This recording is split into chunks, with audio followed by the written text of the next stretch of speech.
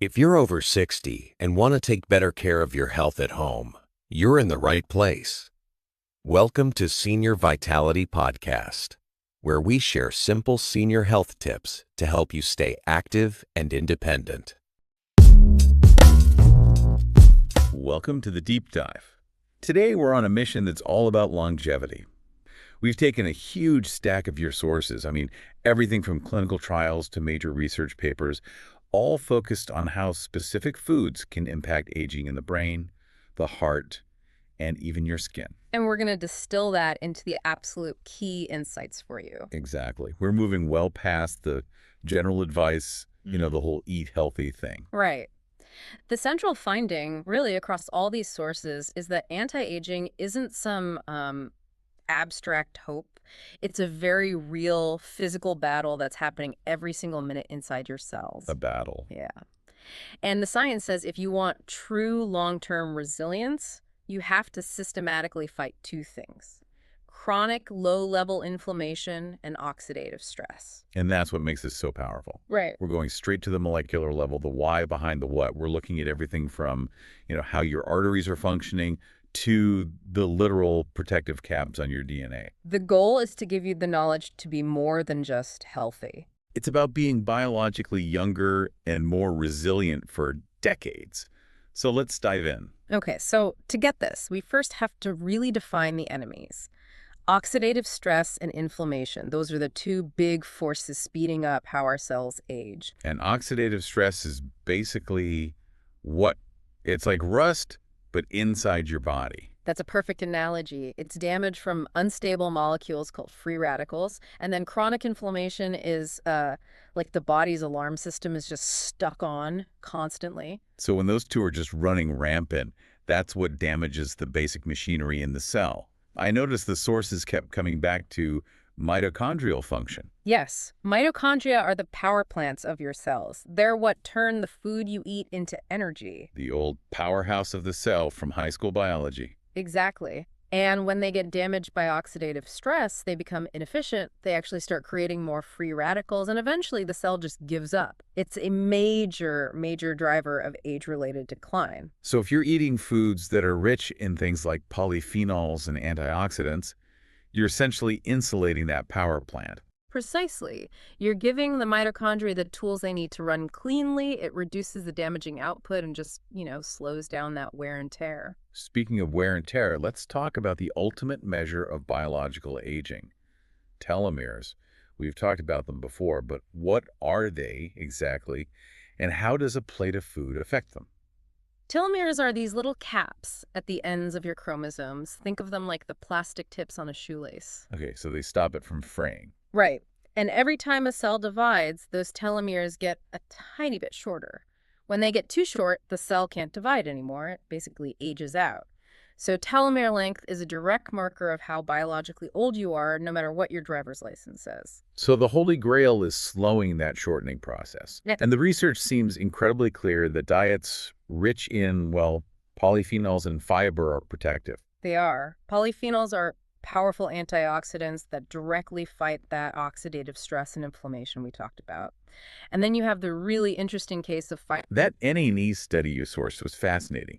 They weren't looking at some fancy supplement. They were just looking at fiber intake and telomere length in U.S. adults. And they found this incredibly strong linear relationship. The more fiber people ate, the longer their telomeres were. And this was independent of everything else, right? Like BMI, smoking, exercise. Exactly. Which is what makes it so compelling. It really suggests a direct biological link. Which drives home that fiber isn't just about, regularity, it's fundamental cellular protection.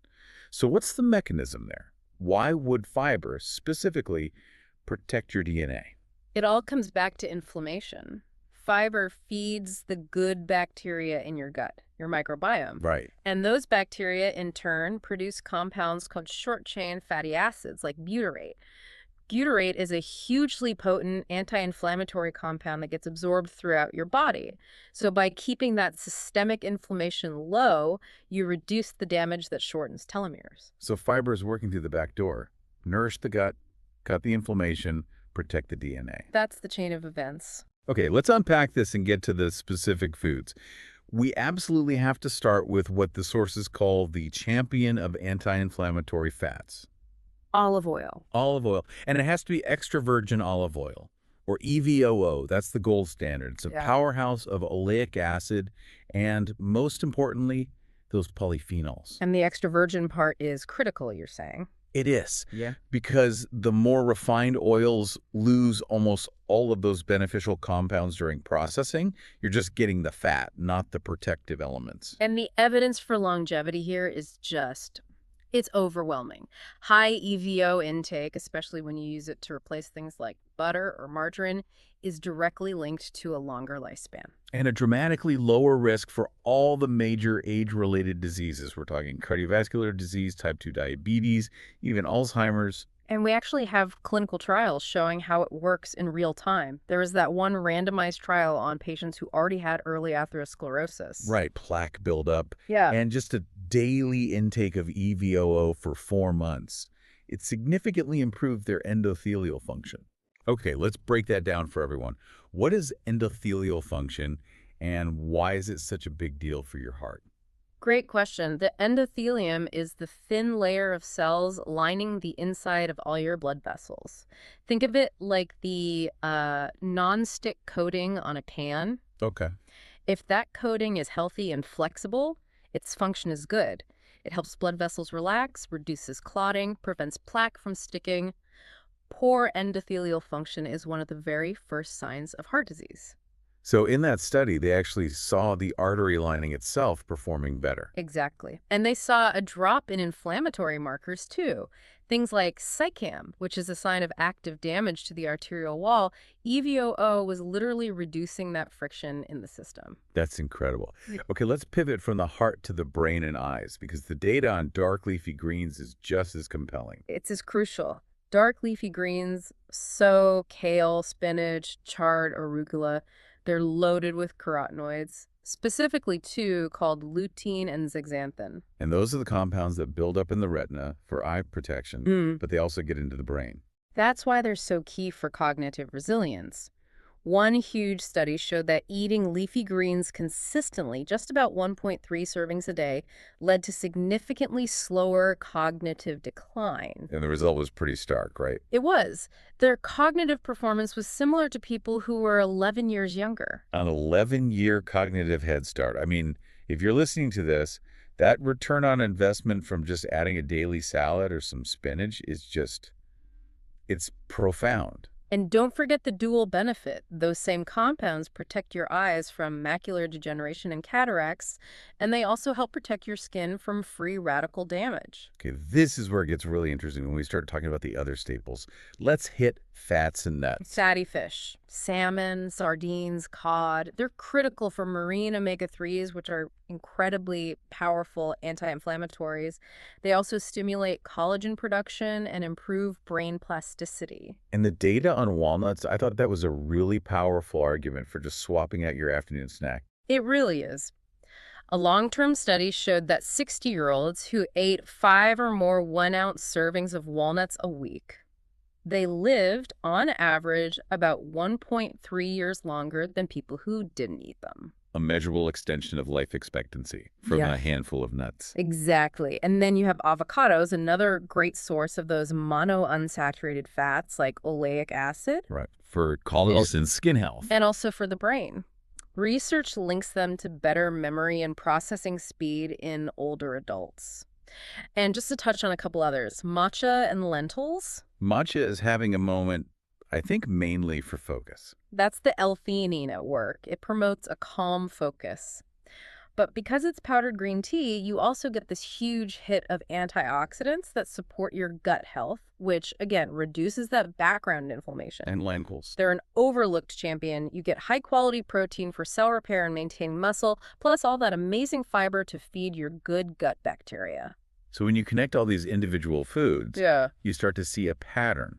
You do. And it's that holistic dietary pattern, rather than just chasing single ingredients, that gives us the strongest data for longevity. And the hands-down gold standard, with the most clinical evidence, is still the Mediterranean diet. Absolutely. Big randomized controlled trials like the pre-DUMNED study have shown very clearly its ability to prevent cardiovascular disease and increase longevity. And the core is really just a consistent intake of all the things we've been talking about. EVOO, fruits, vegetables, whole grains, nuts. Moderate fish and poultry, and very little red meat and sweets. It's the synergy. You have the polyphenols hitting oxidative stress, the fiber feeding the anti-inflammatory gut bacteria, the healthy fats helping your arteries. It's a multi-system defense network. And we know it works on that deep cellular level because studies have linked it to slowing down telomere shortening. Correct. And we should also mention the DHH diet, which shares a lot of principles. Dietary approaches to stop hypertension. Right. It's specifically designed to lower blood pressure by restricting sodium and boosting things like potassium and calcium. It's another powerful, proven pattern for reducing cardiovascular risk. So whether it's Mediate, DASH, or the Blue Zones diets, the blueprint seems to be the same. It is. Nutrient density, minimally processed whole foods, high fiber, and metabolic balance. You're creating an internal environment that builds cellular resilience. Okay, now for the nuances where things can get a bit controversial. Yeah. Let's talk about saturated fats. For decades, the message was just cut them out, period. But the sources you pulled suggest the real issue is what you replace them with. This is probably the most critical distinction in nutrition science today. The problem isn't just about reducing saturated fat, it's what you substitute in its place. So replacing them with unsaturated fats, like from olive oil or nuts, is good. Consistently beneficial, yes. But if you swap those saturated fats for refined carbohydrates, swapping butter for white bread or sugary cereal, you can actually make things worse. Well, you might see your main LDL cholesterol go down a little, but you often raise triglycerides and, more importantly, you increase the concentration of small, dense LDL particles. And those are the really dangerous ones for building plaque, correct? Precisely. They're much more likely to get into the artery wall and cause damage. So you've just traded one risk for another, potentially worse risk. That's such an important clarification. Now, let's go back to that olive oil trial for a second, because there was a real cautionary tale in there about supplements, the finding on EGCG. Right, the compound from green tea. The researchers tried adding EGCG to the olive oil, hoping for, a supercharged effect. But it didn't work. It did nothing. It provided zero additional benefit to endothelial function, and the sources hinted that over-supplementing with high-dose isolated antioxidants might even pose a pro-oxidant risk. So the whole food is better than the sum of its parts. It reinforces that message, yes. The synergy in the whole food often outperforms the high-dose isolated compound. Finally, we have to talk about the most controversial part of the traditional Mediterranean diet: wine. The science here demands a lot of nuance, and it absolutely depends on your age. For older adults, let's say over 50, moderate consumption, and that means with meals, spread out, no binge drinking, has been linked to lower mortality. And the guideline is what? 1 drink for women, 2 for men. Generally, yes, 1 or less for women, 2 or less for men, but, and this is a huge but for anyone under 35, total abstinence is recommended. There's really no cardiovascular benefit to offset the very real risks of accidents, injury, and certain cancers in that age group. So it's more of a harm reduction context for older adults, not a blanket health recommendation. Exactly. And researchers are working to settle this. The UNADI trial is a huge study looking at this right now, but we won't have results until after 2028. So until then, the practical view holds. Atherosclerosis and aging are slow processes. There's no detox tea or miracle cleanse. The only proven path is long-term, sustained consistency in your diet and lifestyle. It's the daily routine that prevents the damage. so we've broken down the molecular mechanisms, the foods, the patterns. The core takeaway here is clear. It is. Longevity isn't achieved by chasing single magic bullet foods. It's about sustaining these nutrient-dense dietary patterns, high in EVOO, high in fiber, that systematically reduce inflammation and oxidative stress at the cellular level. Consistency is the compound interest of anti-aging. And here's a final thought for you to consider. We talked a lot about polyphenols, these amazing anti-aging compounds, but there's a catch. They often have very low bioavailability on their own. Meaning your body can't absorb them easily. Right. They don't do most of their work until they're metabolized by your gut microbiome. So it's actually the gut bacteria that are activating the most powerful anti-aging compounds from the food you eat. They're turning the raw plant material into the active metabolites that protect your cells, which raises a really interesting question for you to think about. If your personal longevity is so dependent on the actions of your unique gut bacteria, how might intentionally nurturing that specific microbiome with personalized fibers and plant compounds be the ultimate customized anti-aging strategy? The path to a longer life might just run right through the world inside your gut. Thanks for spending this time with Senior Vitality Podcast. Take care, and we'll see you in the next episode.